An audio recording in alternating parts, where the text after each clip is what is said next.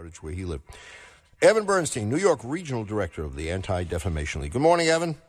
Hi, Rabbi. Hi, Sal. How are you? Good morning, Evan. How you doing? Good, good. Thank you so much for being with us. Someone said that the Holocaust gave anti-Semitism a bad name. And for many years, there was a sense of shame if, to be associated with someone who was anti-Semitic, to say something that might be interpreted as being anti-Semitic. That period is over. Seems today you can get away with it, you can say it, you can act it. And then you look at these statistics, Evan. What is it, a 5-year high in anti-Semitic hate crimes?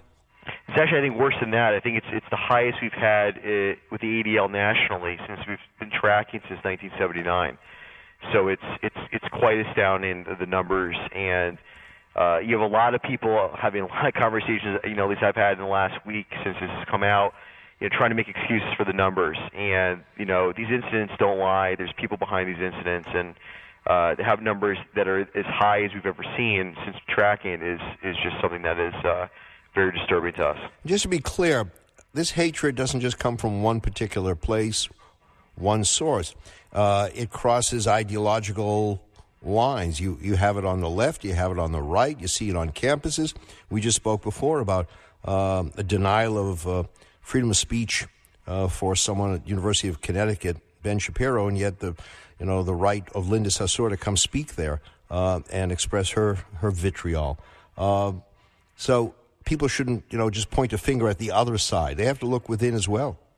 No, and listen, absolutely, Rabbi. There are multiple fronts of anti-Semitism. I think the ones that typically, we see the most, and clearly since Charlottesville, have been, the rise of the white supremacist movement. And I've been said this on the show before.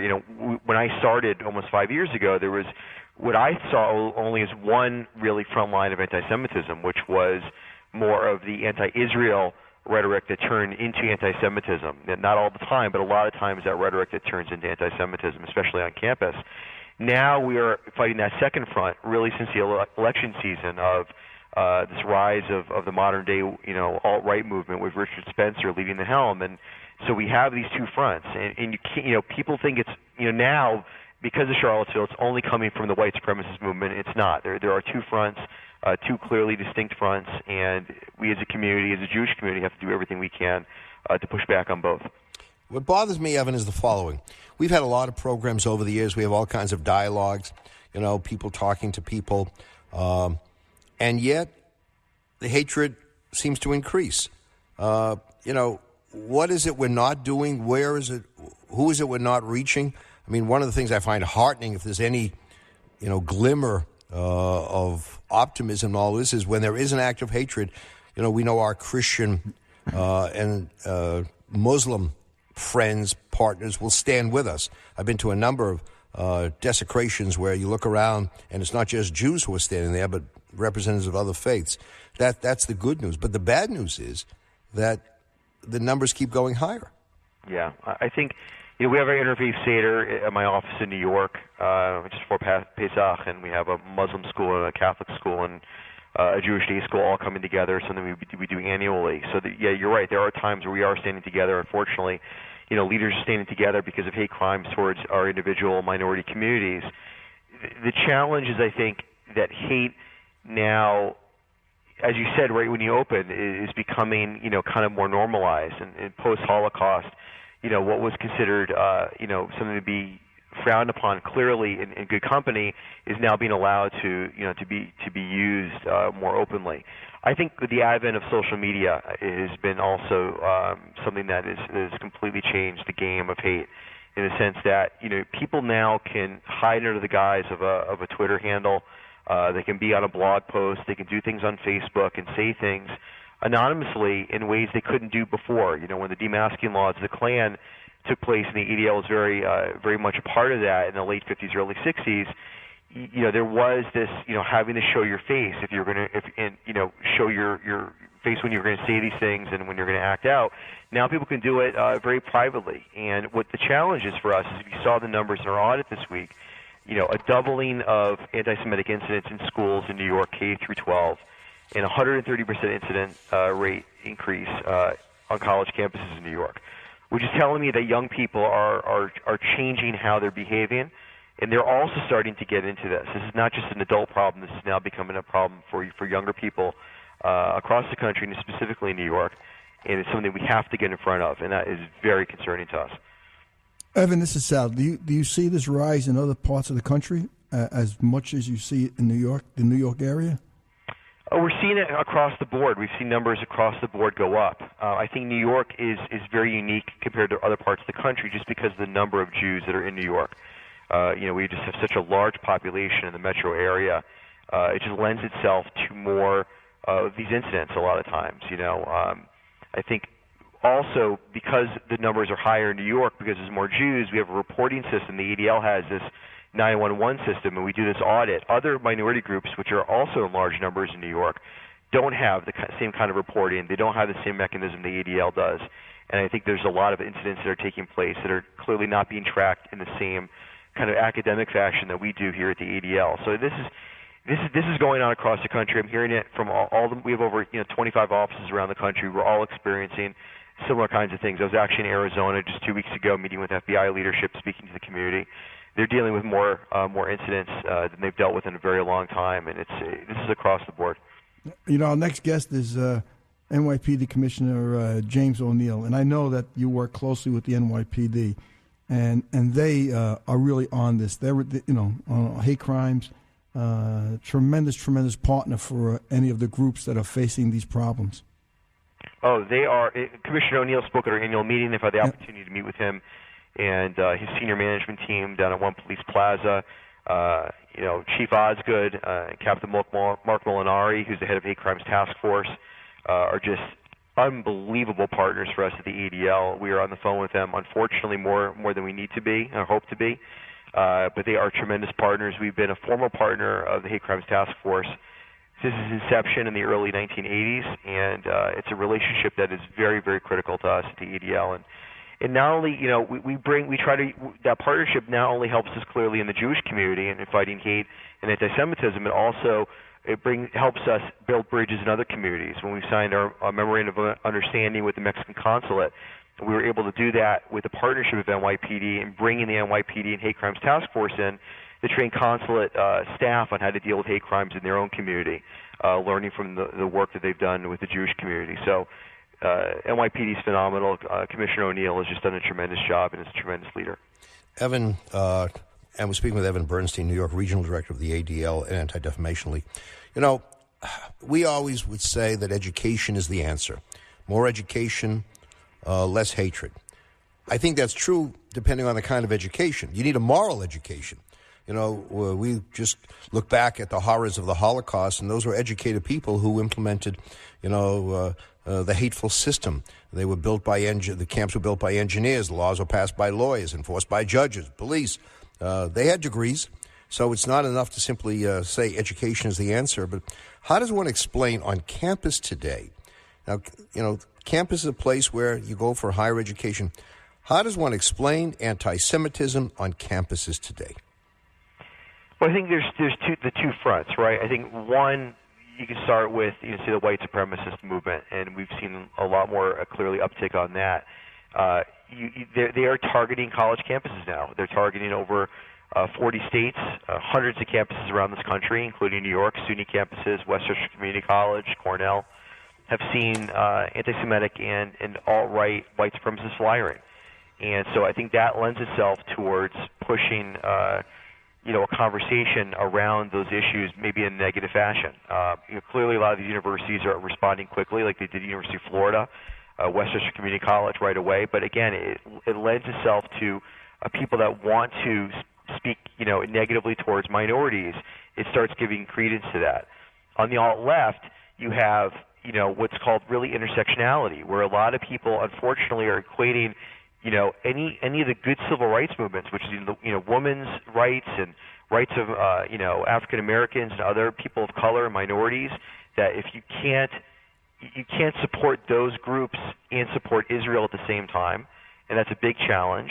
And then from there it turns into anti-Semitic conversation. And so it's because really campus is a melting pot of many kinds of conversations, and it should be. That's where academia is at its highest level. It's where people should be having conversations about a myriad of topics taking place around the world, civil rights issues, human issues. But the challenge is when people are getting blocked off because of certain things or certain kinds of agendas by certain groups, it really lends itself towards hate and not open conversation, and we're seeing that clearly.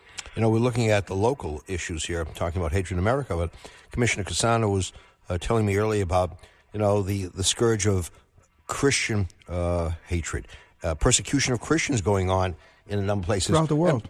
And by the way, Absolutely. in heavily populated Muslim countries, looked at Indonesia, Malaysia. You're a Christian there, you put your life in jeopardy. You go to a church and you don't know if you're going to return from the church. It's not something that's strictly endemic to the Jewish people. You see with other groups. Thankfully, here in America, we're seeing more reporting, and I think ADL, deserves some credit that there is a real outreach to come report and talk. But look at the complete disregard, almost the unwillingness of many to talk about persecuted Christians. No, it's true. It's especially in the Middle East. You saw a lot of Christians being slaughtered. You saw churches being destroyed. Absolutely. It's not. Again, this is a human issue. This kind of hate that's becoming, unfortunately, part of society in societies across the globe.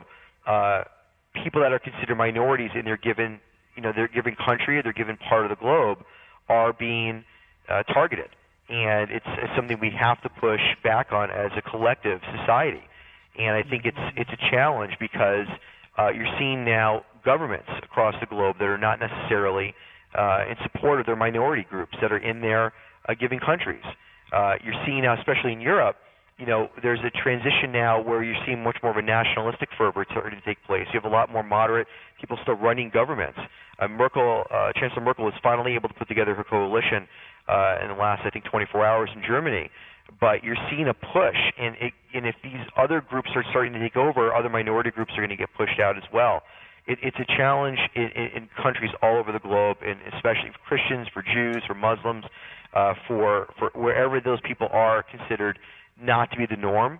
They're having problems, and it's something societal, and it's very sad.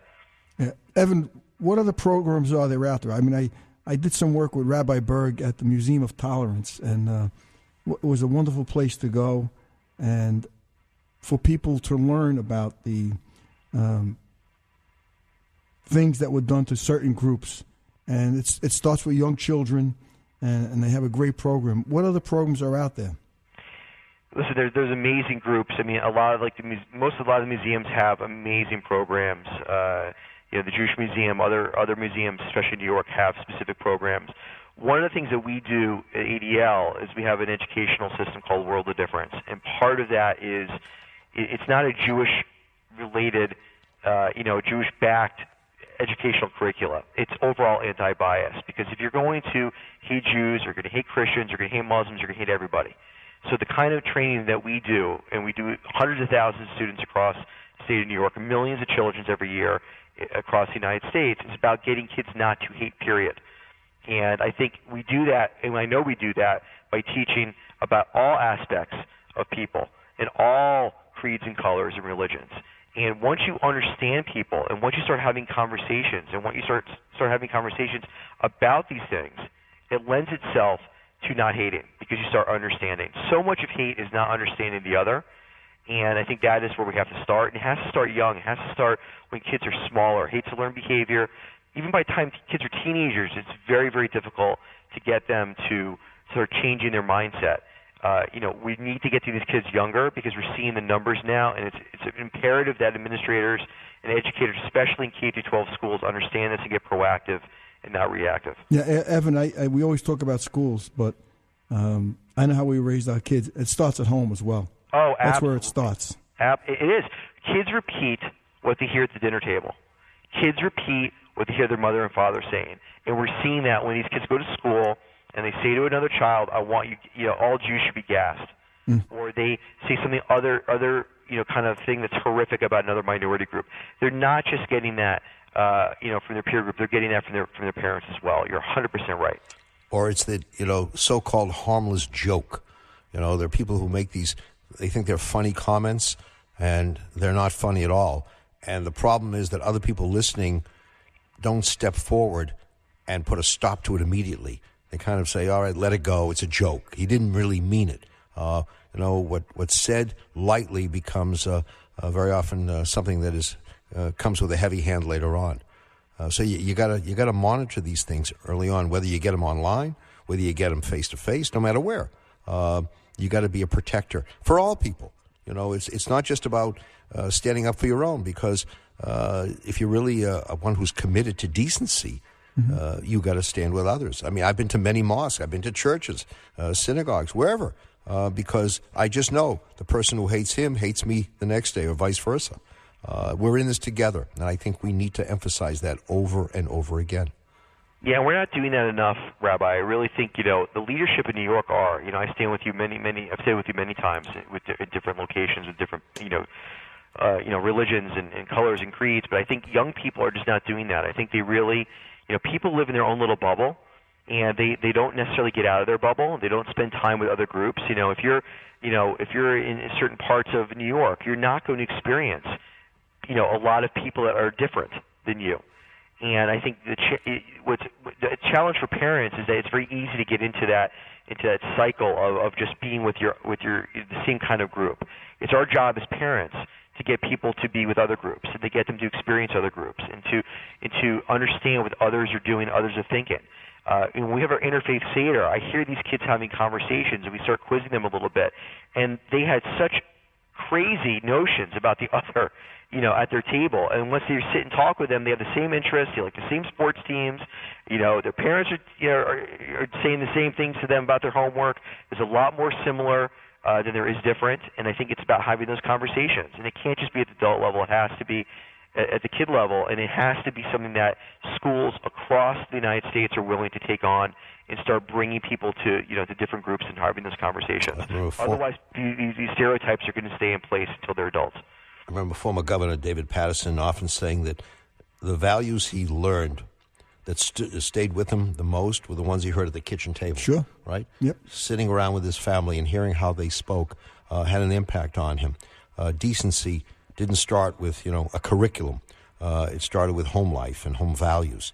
And then, of course, when young people see the lack of civility in our national discourse, when they see how we talk to one another in terms of disagreement, what message does that send to them as to how to disagree with someone who takes a different point of view? The put-downs, the insults, the anti-statement. It's horrible. You need to have good role models, and unfortunately, we don't have enough of them. No, absolutely not. And it's our job. It's a job to push our elected officials to be better. To speak loudly and have and really stand with these, with the groups that are being affected, and have a plan, and do everything they can to lead on these issues, because that's what elected officials need to be doing. As I said, it's school administrators, but it's also elected officials, and they have to be in lockstep with everybody else that's pushing against this. Evan, I would just want to say to you before I let you go, I'm very proud of you, because I've watched you, especially the last week or so, but for a while, but in particular last week, you've been quoted everywhere. You've been interviewed by many because of your insight, your intelligence. You're one who's an articulate spokesperson on the issue, and I'm just proud that you're there to speak out and say what needs to be heard and said. So thank you so much. That means a lot, Rabbi. I really appreciate it. Thank you so much. All right. Thank you, Evan. So thank you so much. Have a great day. Thank you. Bye-bye. Bye-bye. Thank you. Religion on the Line. Sunday morning. WABC.